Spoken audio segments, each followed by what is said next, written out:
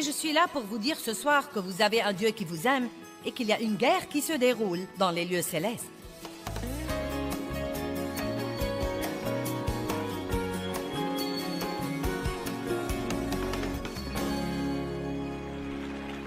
Nous sommes dans une guerre, mais nous ne devrions jamais être si insensés pour penser que Dieu ne nous a pas laissés équipés. Vous ne devez jamais craindre le diable, vous ne devez jamais rien craindre de ce qu'il essaye de vous faire, car vraiment et sincèrement, nous sommes plus que vainqueurs. Au beau milieu de ce que vous endurez en ce moment, vous ne devez pas croire que vous êtes la queue de quoi que ce soit, car la Bible dit que vous êtes la tête et non la queue, en haut et jamais en bas. Vous dites, eh bien, ce n'est pas ce que je sens. Vous ne devez pas suivre vos sentiments. Tenez-vous ferme dans la parole de Dieu et dites, la Bible dit que même au beau milieu de mes batailles, je suis plus que vainqueur par celui qui m'aime. Au beau milieu de vos batailles, n'oubliez jamais que Dieu vous aime profondément, énormément, et qu'il a un très bon plan pour votre vie. Il y a des personnes, ici ce soir, vous devez prendre ceci et vous devez l'avaler. Ne le laissez pas voler par-dessus votre tête. Vous avez des choses qui se passent, vous êtes blessé, vous avez des problèmes, vous faites face à des choses, et vous êtes, vous savez, peut-être que vous êtes venu ici ce soir avec l'espoir que je vous remontrerai le moral, et je crois que je peux faire ça. Je crois que je peux vous équiper et que vous arriverez par la parole de Dieu au point où vous ne serez pas toujours celui qui doit être encouragé, mais celui qui encourage les autres. La seule raison pour laquelle nous déprimons tellement quand nous avons des problèmes, c'est que nous craignons de ne jamais pouvoir nous en débarrasser. Nous craignons de ne pas avoir ce que nous voulons dans la vie ou de devoir attendre beaucoup plus longtemps que nous ne croyons que nous pouvons attendre. Nous croyons que ce que quelqu'un nous a fait nous est injuste, et il se peut que ce soit le cas. Mais nous devons aussi nous rappeler que Dieu est un Dieu de justice et qu'il ne supportera pas que les gens blessent ses enfants s'il demeure ferme dans sa parole. Si quelqu'un me blesse et que j'ai une attitude amère et que je refuse de lui pardonner, je ne peux pas m'attendre à ce que Dieu me délivre. Je ne verrai pas la justice de Dieu dans ma vie si j'ai cette mauvaise attitude. Mais si, par sa grâce, je joue le rôle qu'il m'a demandé de jouer, Dieu me rendra toujours justice dans ma vie et il vous rendra toujours justice dans votre vie. Écoutez-moi, si quelqu'un vous a blessé, Dieu est un Dieu de justice et il vous rendra le double pour vos ennuis si vous tenez bon dans sa parole. Est-ce que vous me comprenez? Vous devez comprendre ça. Vous êtes plus que vainqueur. Peut-être que vous pensez en ce moment que vous êtes en bas, mais la Bible dit qu'au beau milieu de toutes ces choses, non pas quand elles sont finies, mais au beau milieu de toutes ces choses, et c'est le meilleur moment pour ouvrir votre bouche et dire « Je suis plus que vainqueur par Christ qui m'aime ». As-tu entendu ça, diable? Je suis plus que vainqueur par Christ qui m'aime. La tête et non la queue, en haut et jamais en bas. Je prêterai à beaucoup de nations et je ne m'emprunterai pas.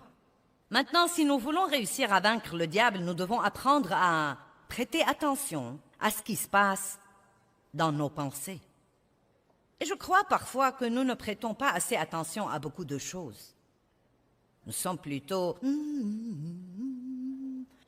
Vous savez, beaucoup de trucs nous dépassent. Je ne sais pas pourquoi j'ai perdu ma joie et pourquoi j'ai perdu ma paix. Eh bien, avez-vous jamais pensé à vos pensées?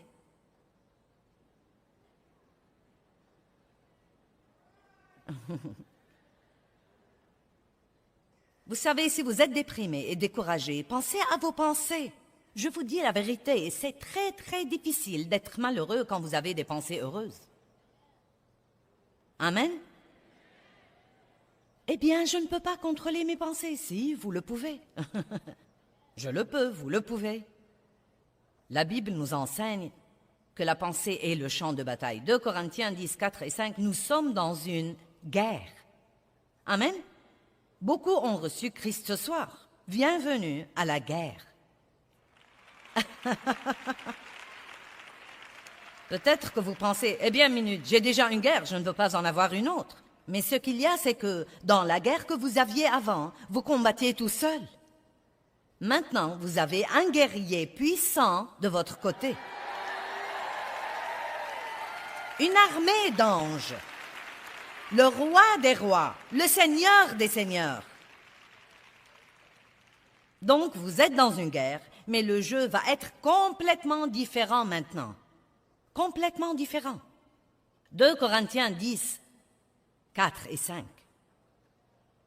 Les armes de notre guerre ne sont pas des armes charnelles de chair et de sang. Donc disons que si elles ne sont pas des armes naturelles charnelles, elles doivent être des armes spirituelles. Cela veut dire que ce n'est pas comme un pistolet avec lequel vous tirez sur le diable. C'est une arme qui ne fonctionne que par l'esprit, et cela veut dire que vous ne pouvez pas la voir. Ce n'est pas une arme que vous prenez dans votre placard ou que vous prenez dans le tiroir de votre coiffeuse. C'est une arme spirituelle. Dieu est esprit. Nous sommes avant tout des esprits. Nous avons une âme et nous vivons dans un corps, mais nous sommes des esprits. Le diable est un esprit. Les anges sont des esprits. Et nous devons apprendre qu'il y a des choses que nous pouvons faire qui affectent le royaume spirituel. La guerre où nous sommes est une guerre spirituelle. Nous faisons la guerre spirituelle et les armes de notre guerre ne sont pas des armes charnelles de chair et de sang, ce sont des armes spirituelles. Elles sont puissantes par Dieu pour renverser et détruire des forteresses. Une forteresse est un domaine où l'ennemi gagne du terrain et se retranche. Le diable aime bâtir des forteresses dans nos pensées. Il aime occuper des zones dans notre pensée. Des zones où il ment et il ment et il ment et il ment jusqu'à nous convaincre que le mensonge est la vérité. Et le problème avec le mensonge qu'on doit comprendre, c'est que même si c'est un mensonge, si nous croyons que c'est la vérité, il devient la vérité. Ce que nous croyons est extrêmement important. Que croyez-vous au sujet de votre passé, au sujet de votre avenir? Que croyez-vous au sujet de ce que Dieu pense de vous? Que croyez-vous au sujet de qui vous êtes en Christ? Que croyez-vous? Avec ces armes, nous renversons des arguments et des théories et des raisonnements. Toutes ces choses viennent contre votre pensée. Et toute hauteur qui s'élève contre la vraie connaissance de Dieu, et nous amenons toute pensée captive, tout objectif qui ne s'accorde pas avec Dieu, toute pensée qui ne s'accorde pas avec la parole de Dieu, nous la faisons captive pour l'amener à obéir au Christ Jésus, le Messie. J'ai un livre qui est très populaire depuis 17 ans et il est intitulé « Le champ de bataille de la pensée ». Je suis toujours absolument choquée et stupéfiée des ventes de ce livre. Eh bien, c'est parce que nous savons que nous avons des problèmes avec nos pensées et nous ne voulons pas avoir ce genre de problème. Et Dieu nous dit que nous devons apprendre à renouveler notre pensée et à penser différemment. Je vous demande donc d'apprendre à avoir vos propres pensées. Ne pensez pas à tout ce qui vous tombe dans la tête. Ce n'est pas parce que vous avez une pensée qu'elle est de vous et que vous en prenez la propriété. Mais comprenez que si ce que vous pensez ne s'accorde pas avec ce que dit Dieu, c'est le diable ou un démon qui travaille pour lui qui vous la met dans votre pensée. Vous devez dire « Arrière de moi, Satan ». Amen. Ce n'est pas vrai et je ne te crois pas. Non, mais quand vous dites « arrière de moi, Satan », ce doit être parce que vous vous attendez à ce qu'il s'en aille vraiment.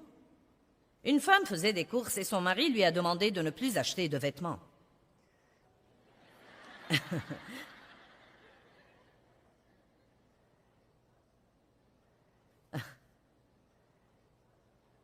Parce qu'elle avait déjà tellement de vêtements dans sa penderie.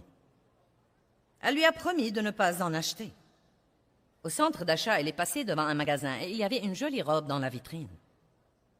Elle devait absolument entrer et l'essayer. Il n'y avait pas de mal à l'essayer. Elle l'a tellement aimé qu'elle a senti qu'elle devait l'acheter. Et c'est ce qu'elle a fait. Quand son mari a vu le sac de la robe, il n'était pas content. Elle a dit « Chérie, je l'ai essayé et elle me va si bien. Satan m'a tenté et j'ai dû l'acheter. Et son mari a dit, « Tu aurais dû prier tout de suite, arrière de moi, Satan. » Elle a dit, « J'ai fait ça et il m'a dit que la robe était meilleure de derrière qu'elle ne l'était de devant. »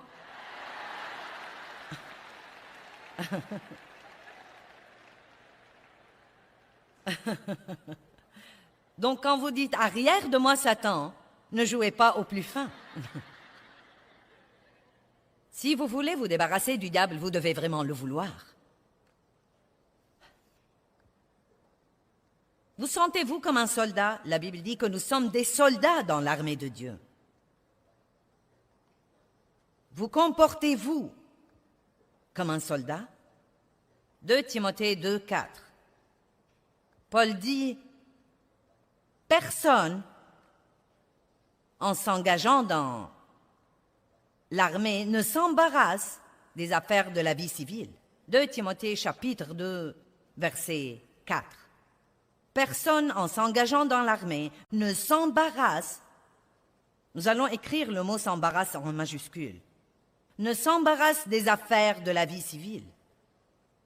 Cela veut dire que vous êtes là, vous menez votre vie, vous devez faire face à certaines choses, mais vous ne devez pas vous en embarrasser. N'encombrez pas votre vie de trucs, n'encombrez pas votre pensée de trucs qui préoccupent le monde.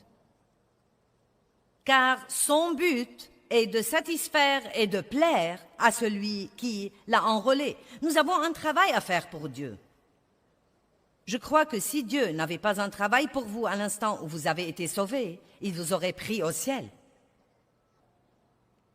Il vous aurait pris d'ici. Dieu veut donc votre adoration. Le plus grand respect que nous puissions témoigner à Dieu, c'est de l'adorer. Je vais juste vous mentionner ceci. Je n'essaye de réprimander personne. Mais faites de votre mieux quand vous allez à l'église, d'arriver là, en avance pour être là pour l'adoration. Je crois que ce n'est pas bon de penser que ce n'est pas une partie importante, que ce n'est pas une partie importante et de vouloir arriver là pour le sermon ou qu'il n'y a pas de mal à arriver en retard. Je peux dire que je n'essaie pas de vous réprimander, mais peut-être que c'est ce que je fais, je ne sais pas. Je peux me permettre certains trucs que parfois vos pasteurs ne peuvent se permettre parce que je serai parti samedi et vous m'aimerez de nouveau lundi matin, donc vous savez. Mais vous voyez, c'est quelque chose que nous faisons pour Dieu. Nous venons pour l'adorer, nous venons pour le respecter en l'adorant. Et c'est pour nous une chose merveilleuse à faire, adorer Dieu. Nous ne devons pas, en fait, nous embarrasser des choses du monde. Et rappelez-vous que nous sommes là pour servir Dieu, pour grandir, pour mûrir, pour aller dans le monde et être une lumière brillante qui dissipe l'obscurité. Laissez-moi vous dire quelque chose. Une vie transformée est un sermon plus important que toutes les paroles que vous puissiez jamais prononcer. Vous pouvez aller prêcher aux gens et leur dire qu'ils devaient croire en Dieu, mais si votre vie ne le confirme pas, ils ne vous prêteront aucune attention. Amen? Donc, nous devons aimer Dieu, nous devons l'adorer, nous devons être des lumières qui brillent pour lui. Et s'il y a quelque chose de spécifique que Dieu veut que nous fassions dans notre vie, nous devons veiller à le faire, non seulement le commencer, mais le commencer et le finir. Mais nous ne pouvons pas faire ça si nous sommes embarrassés. Certains d'entre vous sont tellement embarrassés des problèmes des autres personnes que vous ne pouvez même pas prêter attention à ce que Dieu essaye de vous dire en ce moment. Certains d'entre vous sont des réparateurs.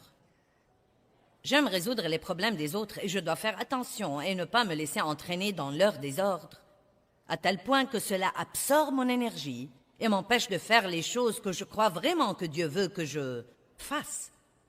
Vous devez aider les gens, mais ne vous laissez pas entraîner à tel point que vous faites 10 appels téléphoniques par jour et vous parlez toute la journée de leurs affaires et de leurs problèmes. C'est bon d'aider les gens, mais vous devez être capable de discerner. Est-ce quelqu'un que l'ennemi utilise pour me voler mon énergie et mon temps, ou est-ce quelqu'un qui a vraiment besoin d'aide? Amen? C'est un bon mot, un bon petit conseil. Car l'ennemi peut même utiliser des gens bien intentionnés pour épuiser votre énergie si vous le leur permettez. Nous devons être forts pour vivre la vie que Dieu veut que nous vivions. Essayez de faire des choses comme aller vous coucher la nuit et dormir comme il faut. Ça vous étonnerait de voir que cela vous aide à résister à l'ennemi. Essayez de ne pas manger des cochonneries. Vous serez stupéfié de combien vous vous sentirez mieux. Si vous vous sentez mal, vous n'aurez pas envie de prier. Si vous vous sentez mal, vous n'aurez certainement pas envie de monter la garde comme un soldat. Les soldats vivent sur leur garde. Ils savent ce dont ils sont responsables dans la guerre. Ils occupent leur poste, ils occupent leur position et ils restent de garde. J'ai compris il y a longtemps que je suis appelée comme enseignante dans le corps de Christ. Je me consacre donc à ce que je suis appelée à faire et je fais de gros efforts pour ne pas laisser les gens m'amener à faire un tas de trucs qu'ils voudraient que je fasse, mais qui n'ont pas grand-chose à voir avec ce que Dieu veut que je fasse. Et je crois que ça m'aide à mieux le faire. Car tout le monde veut toujours que vous leur fassiez ce qui leur plaît. Mais Dieu veut que vous fassiez son travail. Proverbe 4, 23 dit « Garde ton cœur avec diligence ». Gardez-vous votre cœur? Est-ce que vous prêtez attention à ce qui entre dans votre cœur? Ne permettez à aucune offense d'y rester. Si vous avez été blessé, ne transformez pas ça en amertume et ne le mettez pas dans votre cœur. Ne laissez pas la colère rester dans votre cœur. Prenez un peu de temps et examinez.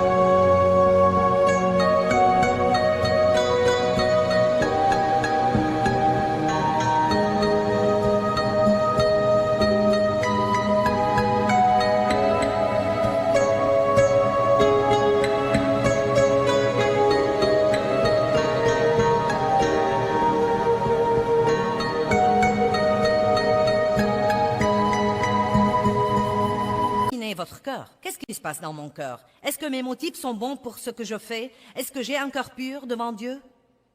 Garde ton cœur avec diligence, car de lui viennent les sources de la vie.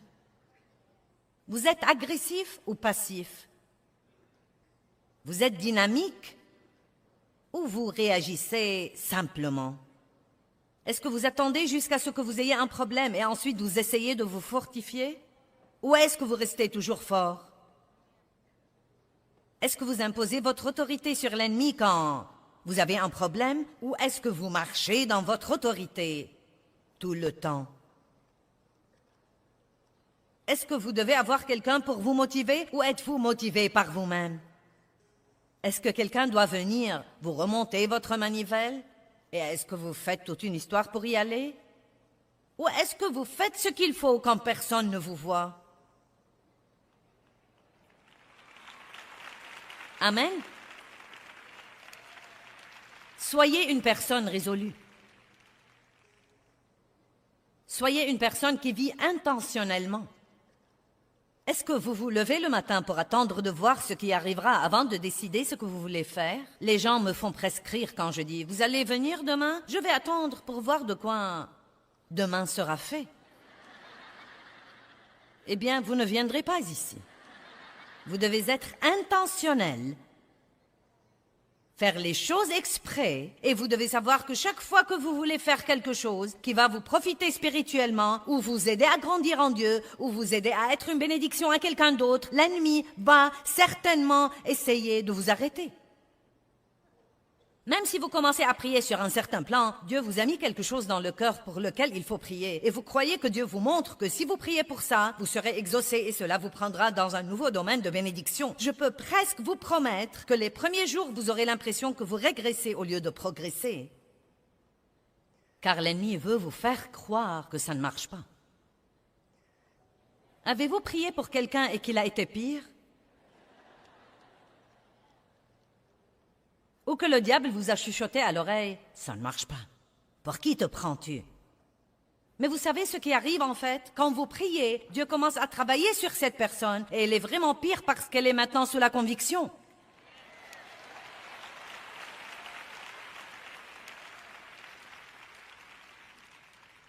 Êtes-vous désinvolte ou prudent? Êtes-vous offensif ou défensif? Ce soir, je parle de quelques armes offensives. Dans le reste des sessions, je vais parler plus d'armes défensives. Et Dieu nous donne les deux. Il nous donne des choses pour pourchasser le diable et il nous donne des choses pour nous protéger quand le diable vient contre nous. Je devrais dire ceci là parce que j'ai une grande variété des gens dans mes réunions et bien sûr des gens qui nous regardent à la télé dans le monde entier. Peut-être que vous n'aimez pas ces propos sur le diable. Vous dites, j'aimerais mieux ne pas parler du diable. Eh bien, le diable aimerait qu'on ne parle jamais de lui. Il aimerait qu'on ne sache jamais qu'il est réel. Je suis allée à l'église pendant probablement 10 ans, sans jamais même écouter un message sérieux sur mon ennemi numéro 1, Satan. Je n'avais pas la moindre idée qu'il était quelque chose d'autre qu'un personnage d'Halloween dont on achetait le costume qui avait une longue queue et une fourche à foin et qui était rouge. Je n'avais pas la moindre idée que j'avais l'autorité, que j'avais la puissance, et je suis là pour vous dire ce soir que vous avez un Dieu qui vous aime et qu'il y a une guerre qui se déroule dans les lieux célestes. Et l'ennemi, le dragon, Satan, sera complètement et totalement détruit et enchaîné dans l'endroit qui lui a été préparé. Mais en ce moment, nous combattons dans une guerre, mais Dieu est de notre côté. Nous ne devons pas être désinvoltes. Nous ne devons pas être paresseux. Nous ne devons pas être passifs. Nous ne devons pas être des chrétiens somnolents. Le Seigneur soit loué. Vous devez être vigilants et vivants et vibrants et passionnés et pleins d'ardeur. Vous devez garder la tête haute, savoir qui vous êtes, être rempli de la parole de Dieu, dire la parole de Dieu, aimer les gens.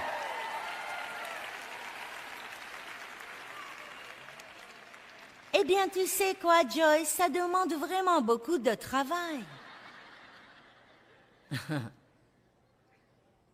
Écoutez-moi, ne regardez jamais quelqu'un qui a toutes sortes de victoires dans sa vie pour penser « Oh, si seulement j'avais cette vie !» Puis-je vous dire qu'il ne l'a pas eu par les souhaits? Je ne suis pas là où j'en suis aujourd'hui dans ma vie avec Dieu et dans ce ministère parce que je l'ai simplement souhaité. Quelqu'un d'autre ne peut pas toujours affronter votre Goliath à votre place. Dieu vous a oint pour être...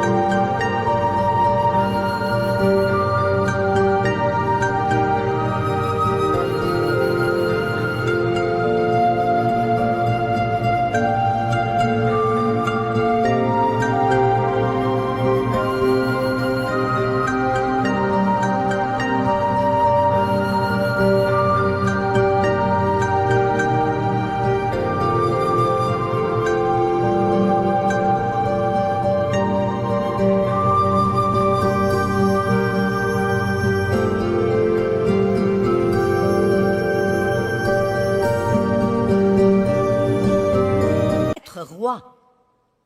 Mais avant de pouvoir être roi, il va falloir faire face à Goliath. Il va falloir lui faire baisser les yeux. Il va falloir apprendre à lui parler et il va falloir savoir qui vous êtes et qui est de votre côté. Amen. C'est triste de penser que certains ne savent même pas qu'ils ont un ennemi. Et pourtant, beaucoup ne le savent pas. Si vous ne croyez pas que le diable est réel, prenez votre concordance et cherchez Satan, le diable, le dragon, Lucifer. Nous devons écouter ce genre de trucs. Nous devons nous rappeler que Dieu est de notre côté, que nous sommes plus que vainqueurs, que nous avons la puissance et nous avons l'autorité. Je veux vous lire quelques versets. Nous n'allons en lire que 2 ou 3, mais... Un chrétien doit être sur ses gardes, doit vivre sur ses gardes. Luc 12,15 dit « Gardez-vous de toute avidité et convoitise. Vous devez vous garder quand Dieu commence à vous bénir matériellement et financièrement, d'avoir un esprit avide et de vouloir de plus en plus et de plus en plus et de plus en plus et plus. C'est pourquoi veillez à ce que plus vous avez, plus vous donnez. Amen. Plus vous avez, plus vous donnez. Plus votre vie est meilleure, mieux vous traitez les autres personnes. Chaque fois que Dieu vous bénit, partagez-en toujours une partie avec quelqu'un d'autre. Et peut-être que c'est un des secrets du don. Peut-être que Dieu nous dit de donner toujours des prémices de ce qu'il nous donne dans la vie, de toujours donner d'abord, parce que c'est un des moyens dont nous combattons l'avidité et la convoitise, qui sont des choses terribles à avoir. Eh bien, j'espère et je prie que vous soyez déterminés à vivre avec un but, savoir qui vous êtes et à qui vous appartenez. Je vous encourage à être sur vos gardes parce que nous sommes en guerre. Toutefois, nous avons tout ce dont nous avons besoin, nous avons tout l'équipement spirituel dont nous avons besoin pour gagner cette guerre.